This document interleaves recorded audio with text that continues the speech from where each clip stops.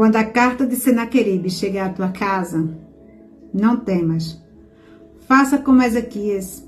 Ezequias, quando pegou a carta de Senaqueribe, que ali estavam as suas ameaças, ele temeu, mas ele teve uma atitude de fé.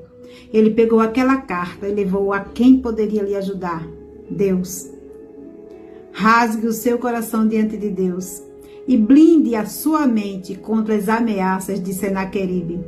Porque você é protegida, você é blindada pelo Pai, pelo Filho e pelo Espírito Santo. Então, não se deixe levar pelo medo, pelas ameaças de quem não tem poder contra a tua vida. Entrega aquela carta que está te ameaçando a Deus. Ele vai resolver e vai solucionar aquilo que está te amedrontando. Você crê?